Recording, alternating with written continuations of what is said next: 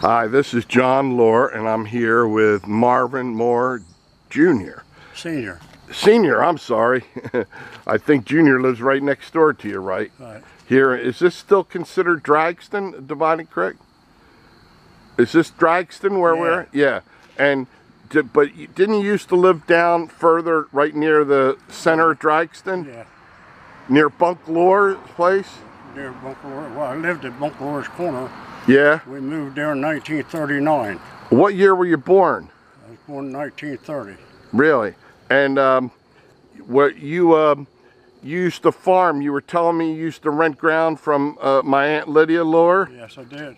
And that was Corson Lohr's sister. Right. And tell me about that. Tell me about the land that you rented. Well, from the ditch, yeah, halfway to your granddad's house. Yeah. Halfway to Corson's house. Yeah.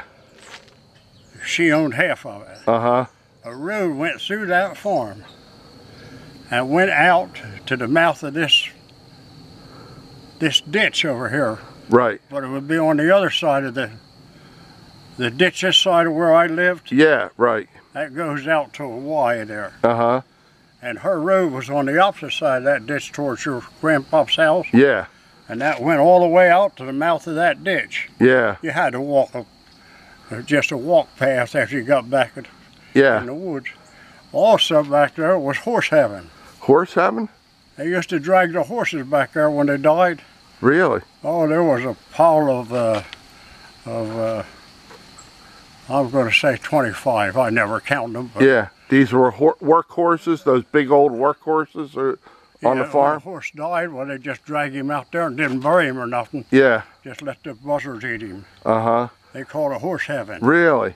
And did Lydia Lohr live there by herself when you rented? Yes, she did. You don't remember her mother or father? No. Okay. And what happened after she died? Did you still rent the ground from the Caldwells or somebody? No, no. The Caldwells bought it after she passed away. Yeah. And but by that time I had went to work at the plants. The Whitehead sand plant? Yeah. Used to work with my Uncle John, Uncle Dave, right? No. Dave Lohr? He worked at Whipco, Whiteheads. Oh, you didn't work with him? No, my brother did, but I didn't. Oh, really? Which one did you work for? I worked for Patinas over at Port Elizabeth. Oh, really? Yeah. And then just above Thomas Bridge. Yeah. Tom Lohr Bridge. Yeah. That would be your great-grandpapa, right, or not? No, I don't know where he fits in. Corson was my great-grandfather, but... Yeah, right.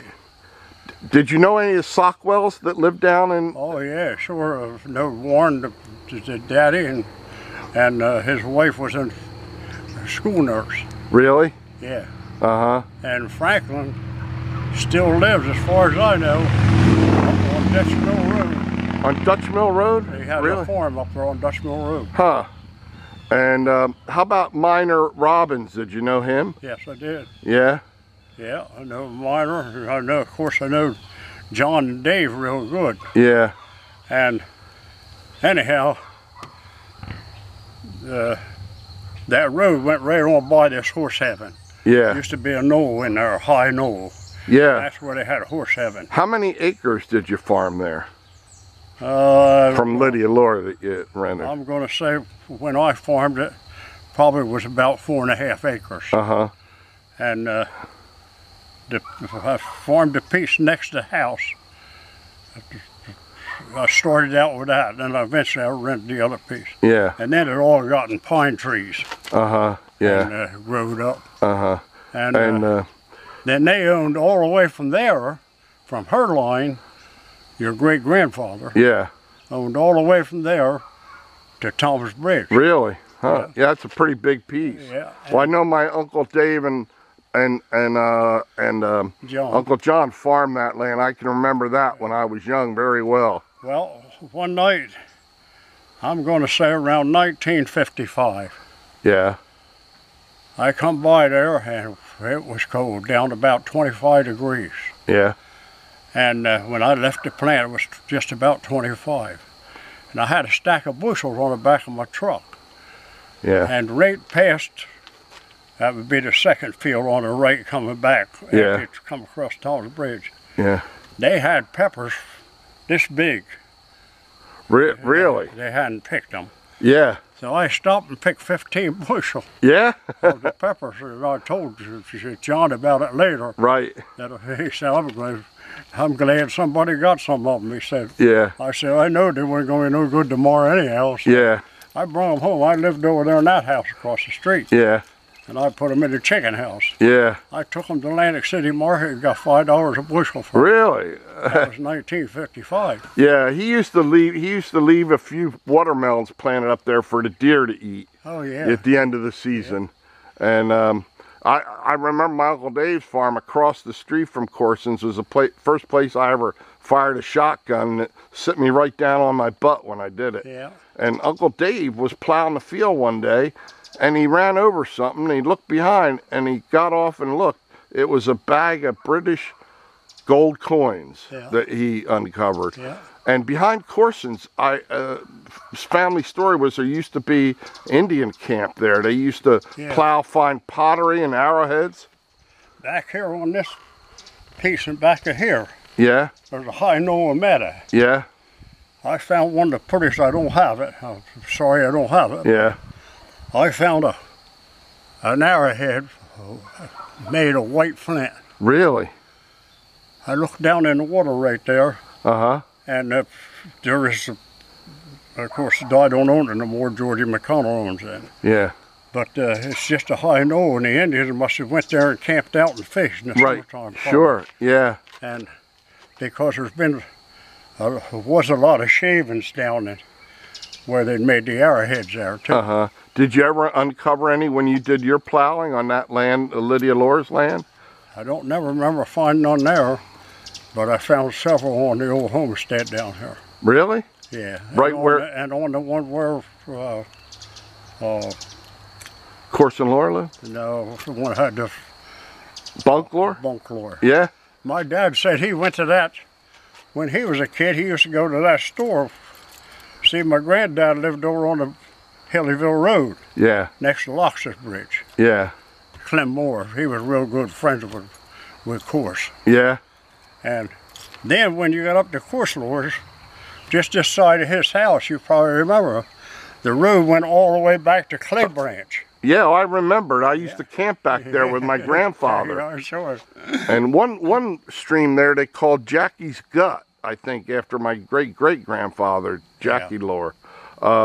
Did you, you told me when we were talking over in Morristown that you remembered my grandfather making a pretty good beverage from alcohol, from apples that had some. Was it more like hard cider or more like Applejack whiskey? No, it was more like hard cider. Yeah. Yeah, I would see. Of course, them days we're talking back a ways. Yeah. I cultivated with a horse. I used to I rented a mule off of Goldstein in Carmel. Yeah. $35 a summer. Really? That was during World War II. Yeah. I started cultivating when I was 11 years old. Really? With the horse. My dad cut the handles off because he went to work the New York ship. And he cut the handles down on the cultivator so I could cultivate. Really? And so I really started farming when I was 11 years old. Well, who else besides John and Dave of my great aunts and uncles did you know well? Like Beulah or Drusilla or I knowed Ruth? I knowed Ruth. She married to Pepper. No, that was Sarah. Sarah, one of the twins. Okay. Ruth never married. She married Amos Pepper. Yeah, right. Okay. Then the other one, Drusilla, married Bill Mintz. Right, yep. I remember them real good. Yeah. But now your grandpop, I never knew him till probably in the 50s. Really? But I knowed all the rest of your family because I moved to Draxton in '39. Do you remember my grandpop's name? Of course, you mean? No, that's my great-grandpop. Oh, yeah. But his old, do you remember the oldest son, Alonzo? Alonzo. That was my grandfather. I was cultivating, so to get back to that. I was cultivating down here right next to the corner. Yeah. And this guy stopped. I Yeah. hadn't never seen Lonzo before. Right. And we got to talking like me and you. Yeah. And that's how I knew him. And then I had a fish market here in town. And he used to stop and get oysters and clams and stuff from time to time off of me. Yeah. He used to bring me down here when I was a little boy. I'd follow him around on his trap line, and he would take me fishing. And and camping back there, what they called the stopping back there. And they used to keep a couple boats. John and Dave used to even have a couple boats back there. Yeah, sure they did. Yeah. And in those days, they even kept boats out at Hansey Creek. Nobody bothered them, you know. Oh, yeah. But you probably couldn't do that today. Oh, you couldn't leave nothing. You couldn't leave a match pad laying down there. Somebody pick it up. Yeah, yeah. So you grew up right there, down Right. close to the house. That's it. Well, this is. I really appreciate you sharing this. Yeah. And I know that you remember any story in closing, like about Minor Robbins or one of the Sockwells that you? The only thing I can tell you about Minor, when I was a kid, Minor always worked at Illinois. Yeah. And he would come home at 12 o'clock. Yeah. And he would tell us, if we stood on the corner of South Avenue, which they got 2 roads now, but only had one then. Yeah. If we stood on the corner of South Avenue, sometimes he would fill the car up. We'd go to movies, you know, or Yeah. maybe a carnivore or something. Yeah. And if we didn't catch a ride, we'd stand on that corner. Everybody coming down Dividing Creek knew us. Right. And they'd stop and pick you up. Right. And he said, if you just stay there till 12 o'clock, if you don't catch no ride, just stand right there and I'll look for you when I come home. Oh, that's. He brought us down at many a time and take me right on down here and drop me off and going home that way. Yeah. Yeah. And then I'll tell you something else about your Uncle John. Yeah. Is that Uncle John or a great uncle? He was a great uncle. Okay. He stopped here, he had a load of lima beans on. Yeah. The pickup was loaded. Yeah. He'd been to block and didn't get a bid. Well, I used to buy produce and take it down the shore. I had a lot of stands and hotels in Atlantic City and stuff too. Right. And so he stopped, he said, can you use some pole beans or lima beans? I said, yeah. I said, I couldn't get a bid. I said, how many you got? I forget how many you have. I'm going to say it was 45, 50 bushel. Really? I don't remember exactly, but yeah, a few. Right. And I said, I can use 15. And he said, you going to go to Atlantic City Market tomorrow? I said, yeah. He said, how about if I follow you down with the rest of mine? And he had a load, because I took 15 of them. They probably had 35 bushel. Right. I'm just using the figure because I don't remember, might even had 40 bushel for it. Yeah. I went to Atlantic City Market and I got him a stall. And he was down on that end of the market, one of the sheds. You used to have 2 sheds, maybe you went down there, maybe you never see it. They got a big hotel there on top of it now. Yeah. Where the market, where you turn to go to Brigantine. I know where you mean. Yeah. Well, he went down there to sell, right? I'm up here 3 stalls from where they walked up the steps on this platform. Yeah. And I had that stall rented. But he just had to pick out a stall that was empty, nobody was using. So I had already sold mine all out. And here comes John walking up there, and he said,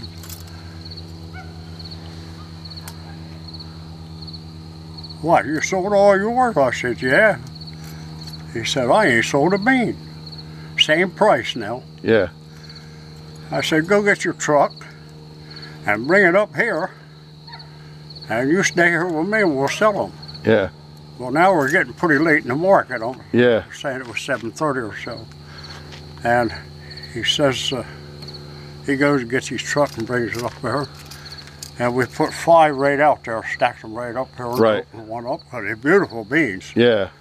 And here comes a guy, I'll tell you who it was, Dick Jeffries. He had a big roadside market in English Creek. Yeah. And I knew him good. And he says, that's all you got left? I said, well, he was parked out here. He didn't back in because there was trucks alongside of me. Yeah. And I said, no, I got more. He said, I'll take these 5 and 5 more. Yeah. So I sold 10 right off the bat for him. Yeah. And he never forgot that. Yeah. Clear up till he died. Every once in a while he'd say, you ever think about Atlantic City Market? He'd say to me or something like that. Yeah. And then we'd get to talking about that time. I sold every one of them lemon beans. Really?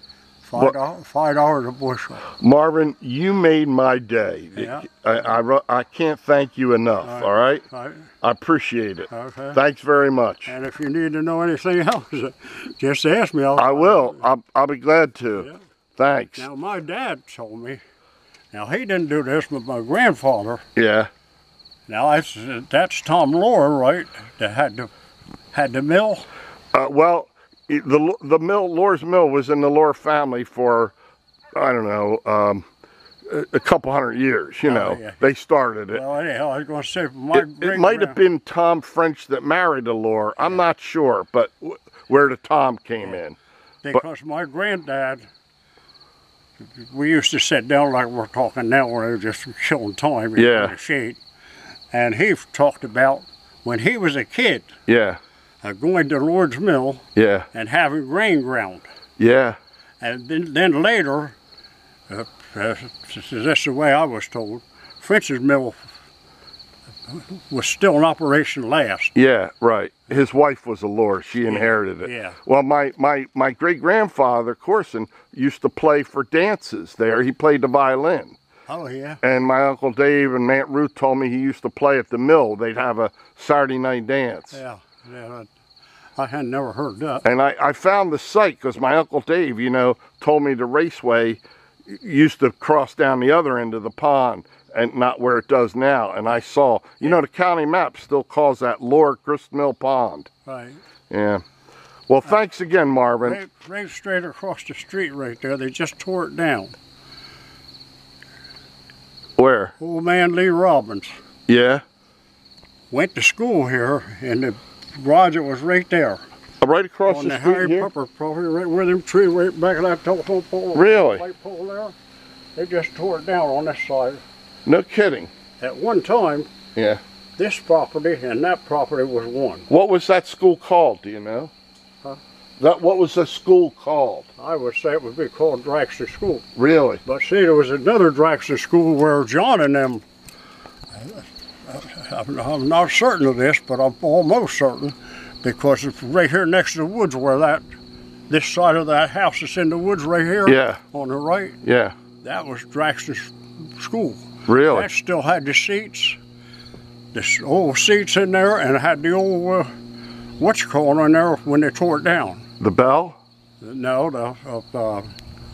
the blackboard. Oh, really? The big blackboard. Well, you know, maybe you can, next time we do this, you can show me where that was. But yeah, I will. You've been a wonderful help and made my day. Thank you again. All right, take care.